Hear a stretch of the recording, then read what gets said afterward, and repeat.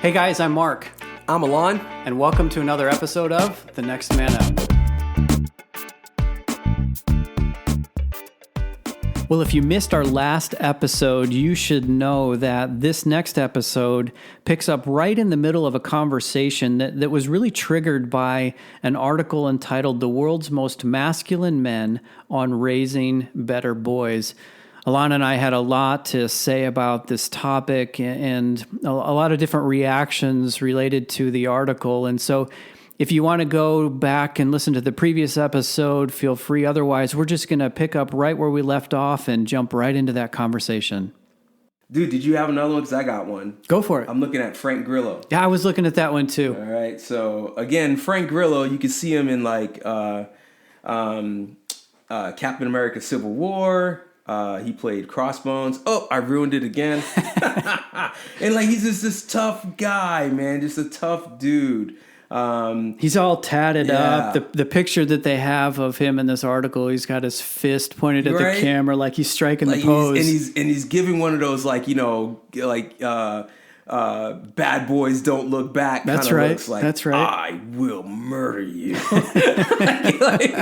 You know, and so and this is no this to him. He's actually a pretty good action actor. Like, you know, he goes pretty far. He plays it down good.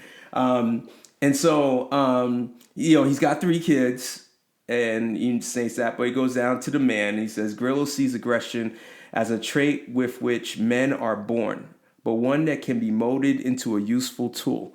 And this is what this article quotes Frank, and it says, I think what we try to do is breed it out of ourselves through being civilized. Of course, you don't want to walk around being aggressive, but I think it's innate. I want to raise my kids to be able to walk through the world and not be afraid. He says, I think the problem we have a lot of the time is that people react to things out of fear. We've tried to homogenize and emasculate men, make them feel like being aggressive is not good. And there's a time and place for it. I want them to be comfortable in their physical being so they can be gentle in their lives. That was a lot. Like, It is a lot. Like, so I'm hearing like he want, like, you know, to teach kids to be aggressive, but it could be used as a tool. You don't got to walk around like that all the time. You don't got to be aggressive all the time. So there's this sense of like learning how to control your aggression, But not just completely eliminate it. Yeah, not completely eliminate it. Like, I don't know. It is a tightrope, man. It's a tightrope because I get it. I get it in the sense of like, I go for your goals. Go for things in life. Like, if something's on your heart, be about it 100%. Mm-hmm. You know, during our classes, I'm always saying like, you know, like 110%. Like, I don't even think that's a true statement. It's 100% or not. It's either you go all out. But basically, it's like I'm going for it all out, you know, and I practice hard all out and such. And so like going for it with all that we have needs a little aggression. Yeah. You know, what I'm worried about is like that aggression becoming a negative. Yeah. And because that's the way aggression is painted from men in our culture today, as like this aggression as, dude, I dare you to look at me. I dare you to step to me. Like, no one can beat me. I'm unstoppable. Right. It's like, nah, take a line from Kendrick Lamar and just be humble. Yeah. Like, you know what I mean? Yeah. Like, because you are stoppable. Like, everyone's stoppable. Like, you know what I mean? And you don't have to be that way to get everything in life. It doesn't, you can, like, yeah, I could be an aggressive person. Like, when I go after something, I go after it with my whole heart, you know? Like, but that doesn't mean that I have to be this big grizzly bear walking around like this, you know, I look cuddly, but I'll kill you. Yeah. Like, you know, that's not the picture that I think I want for my life. And that's not the picture I want to help my son paint either, you know? And so it's a fine balance of what he's saying. So I see this guy who plays aggression and tough guy for his day job and has had some success doing it, right? He knows the part, he plays the part, but it's that type of aggression that has led to the pushback and the phrases like Me Too or toxic masculinity that we've talked about. It's that aggression channeled in that direction that has resulted in this pushback. And so one solution, and this is what he's getting at, one solution is to say, get rid of that aggression, emasculate men, tame them back, make them more gentler, kinder, fairer, and not, I don't mean to belittle gentleness and kindness, but I think what we're saying here is that there needs to be affirmation of gender differences, and in the male gender, there tends to be that testosterone, that aggression, but when channeled properly, it can be beneficial and it can be helpful. When channeled improperly, it shows up like you were saying, I dare you, come on, I dare you, take a shot, or machismo attitude, right? Like, it's like, whoa. That's right. Like, you know, so I deal with young people on a daily, and like, look, man, we are teaching our kids. Whether they're our kids or not, they follow us older folks, because we have somehow in their eyes been seen as the ones who have, like, you know, carved the way. And for whatever reason, they've come to us. And like a lot of kids, man, when it comes to like conflict, the first thing they want to do is knock out the other. Yeah. The first thing. It's not like, oh, you know, let's talk about this. I'm upset with you, and I can see that you're upset with me. We have conflict, but I'm willing to deal with this. I'm willing to work it out. It's automatically chest puffed out, you know, fist clench, eyes looking beady, and like words of aggression come flying out. The whole body is speaking. I will hurt you. You do not want to mess with me. You know, and that kind of like that kind of oppress, it worries me, man. It worries me. Because like I don't want that for our kids. I don't want that for our society. But when we come across as aggressive like that, and we're teaching that to our kids, like, dude, that's dangerous, man. To me, it means there won't be a world to live in tomorrow. So do you think that boys are naturally inclined that way? The scenario that you just described, where the initial response is to physically push back. Do you think that boys are inclined that way, just genetically, biologically, and I have some thoughts, but yeah. So okay. If you're gonna be honest, I see it in the girls too, and maybe it's a cultural deal. Maybe it's the background of family. Maybe it's due to trauma.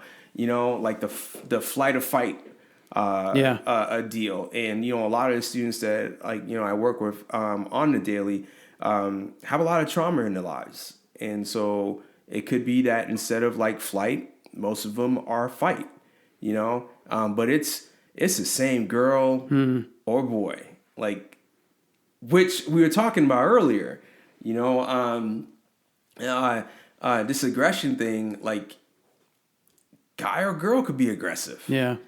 You know what I'm saying? Like, it can, but I agree in the sense though that, like, you know, in celebrating each gender, in that understanding that it can look different. Yeah. For each gender. Yeah. Yeah, we can both be aggressive, but it can look different for each for male and female. But dude, if we're talking about broad sense, both boys and girls, quick to throw a fist. So I would have.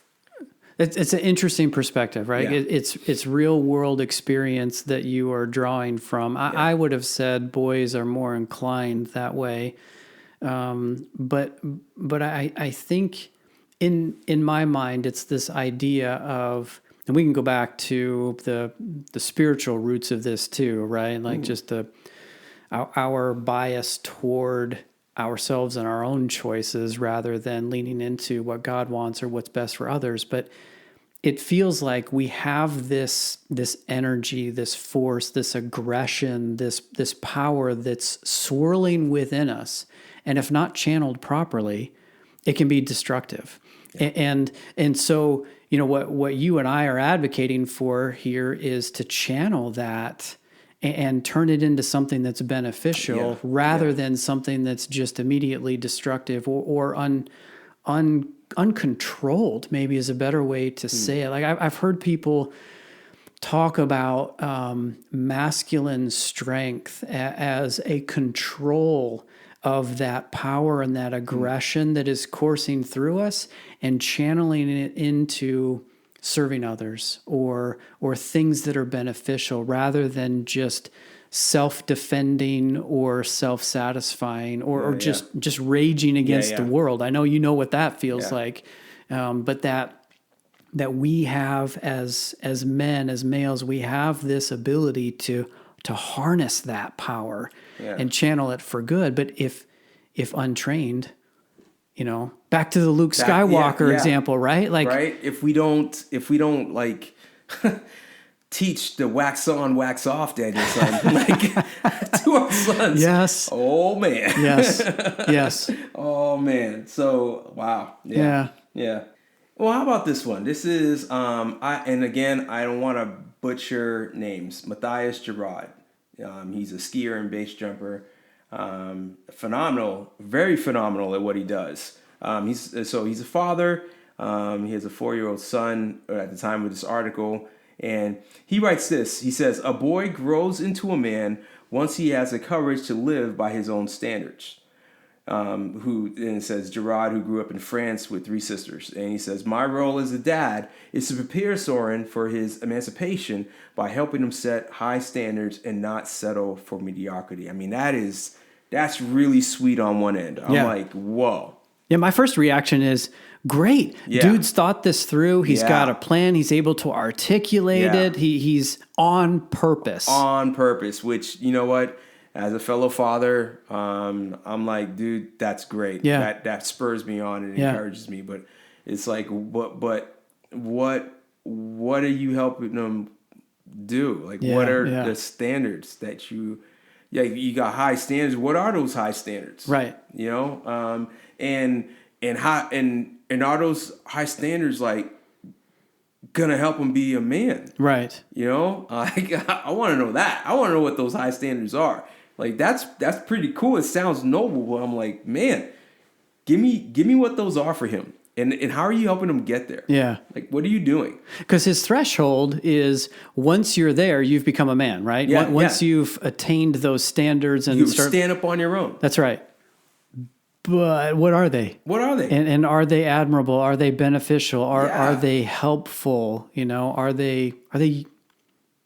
I was going to say universal because I think some of what we're talking about can be universal, but also unique and special. And he's probably got those fleshed out. He probably does. He got when he son, probably does. But as a fellow dad, and then dads are listening, like we have to press those out. If you haven't fleshed those out as a father, like flesh those out for your son. And if you don't know what they are, start thinking about them. Yeah. Because we could talk 30,000 feet up in the air with our kids. We can be like, I want you to be a good person. Well, what does that mean? What is good? What do you mean by good person? Make it specific. Like moral. Like, what is moral? Like, what do you mean when you say moral, Dad? What do you mean when you say good person, Dad? Because like your son needs to know. He needs to know the specifics. And when you set those standards and you set them high, if they're undefined, they're gonna crumble. They will crumble. And you think your son has reached like a spot, but he's not. And so give him something good to stand on, define it for him, so that way when you look back and he looks back, he can be like, yep, Dad, this is exactly the defined standard that I aimed for, and you helped me get there. Yeah. You know what I mean? Yeah. And the other thing that I would add is encourage your son to wrestle through those standards as Yeah. well. The definition, the description, Yeah. the target, the destination, whatever. Make it his own. Yes, help him, allow him, give him space to ask questions and to wrestle through. But at the same time, at 13 or at 12 or at 15, like there's so much life yet to happen. We're kind of beating this horse, but they need a guide. Yeah, And totally. and so that partnership can be so beautiful. It's a combination of the advice and the guidance from the guide, but also helping the follower, in this case the son, to sit in those questions and wrestle with what does it really mean, and get uncomfortable with some of the discomfort, or get comfortable with the discomfort. You know what I mean? And you want to talk about, like, I don't want to make this into more than what it is, but like, when I think of that word wrestling, I always think of like Jacob, the story of Jacob wrestling from the Old Testament. In the Old Testament with the Lord. Like he was wrestling with him, and there's this idea of like, I want to take what you're saying to me at face value, but I can't. Yeah. Because life is not like that. Life you have to jump into, you have to wrestle with, you have to get dirty and muddy before you can come out with something good, with something beautiful. And so, like, allow your son to wrestle with what you think it is to be a man. Like, allow him to wrestle, allow him to ask questions, allow him to throw it back in your face and be like, you know what? I'm not quite sure about that, Dad. You're going to have to explain that one to me. You're going to have to show me, Dad, like what you're talking about. Allow that to happen, because something good can emerge out of that wrestling that will benefit your son in his process and journey of becoming a man. Yeah, that's right. There's one more that I want to at least get at. This was an interesting choice. I'm curious how the article author chose this person, but the guy's name is Cos Mart or Marte, and his title here is former inmate and personal trainer. I won't go into the bio, but you can picture a former inmate who has now come out of that lifestyle and trying to make better choices. And he says this, in reference to parenting: I used to feel like I couldn't be soft. I couldn't show any kind of emotion. Everything had to be hard. But what I'm expressing to my son is completely the opposite. You don't have to be that way. I give him a hug. Dude. So here's this rough inmate who has realized there is a better way, and there's a place for expressing emotion, where in his prior life it was just, you can't show it. You can't be seen as weak. You have to be hard and strong. Otherwise, you become prey and a victim yourself. Yeah. It's almost like the emotion setting was only one. Yes. Which was like anger. Yeah. And hardness. That's it. Yeah. Like, that's all you can have. You're a man. If you want to really be a man, that's all you're entitled to have. And what it's, again, swinging completely the opposite way. It's, I loved Bob Ross when I was a kid, man. Like, practicing mindfulness. Like, I didn't know I was doing it, but like in the midst of craziness, Bob Ross chilled me out, man. And so I will give another Bob Ross like picture. Like, here it is again. Like, I'm like, no, dude, you don't gotta be this way. Yeah. Here's a little bush of love for you to really focus on in the midst of all the craziness of life. Yep. Like that. What a beautiful thing to teach, like your son. Yeah. To teach your daughter. And what a powerful message coming from someone like this, right? Or like Michael Flott that we talked with in the previous episode, to come from that hardness and find a place of tenderness and gentleness and be okay with it, and not even okay, recognize this is better. I can be both. Yeah. I can be strong and tough and disciplined, and I can be gentle and tender and loving and kind. It's not either or within this masculine skin. It's both and. Both and, balancing, man. That's beautiful.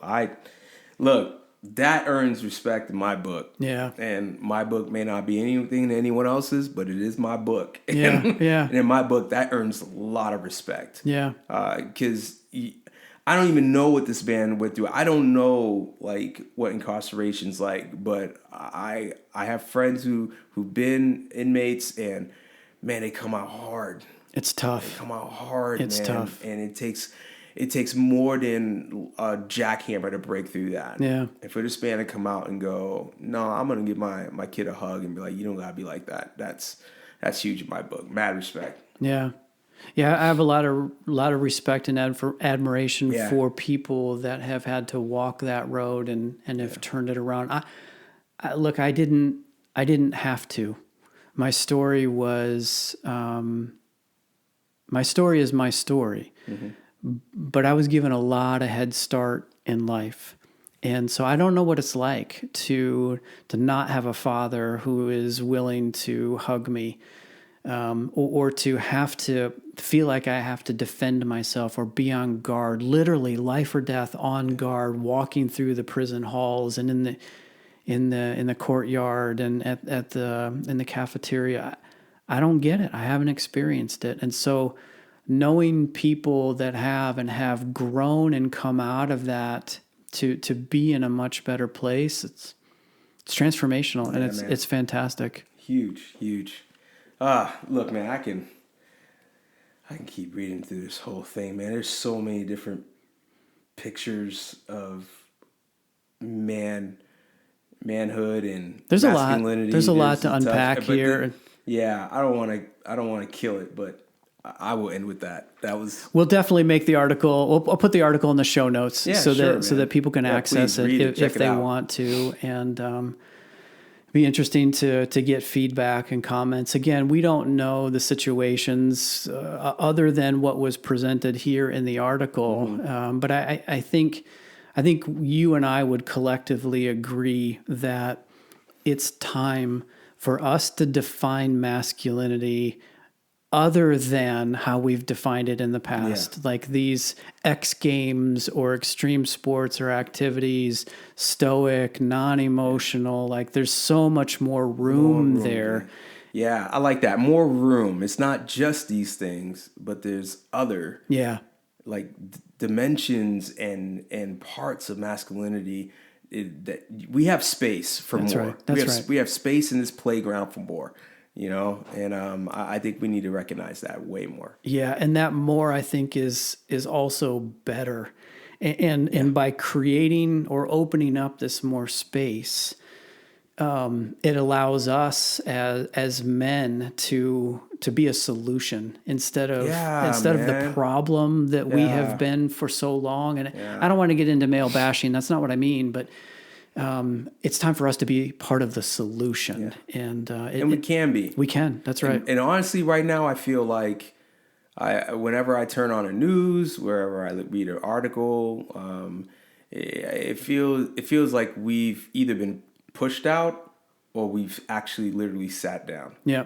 And I'm right with you, Mark. I think that we can stand up, sit at the table, and be part of the solution. Yep. Yeah. Cool. Dude, good to see you. Likewise, as always. Hey, before I go, may I say it to everyone, to one and all, Merry Christmas. I'll start now. That will be the first one, the first of the season. All right, man. Take you later. Good talking with you. Adios.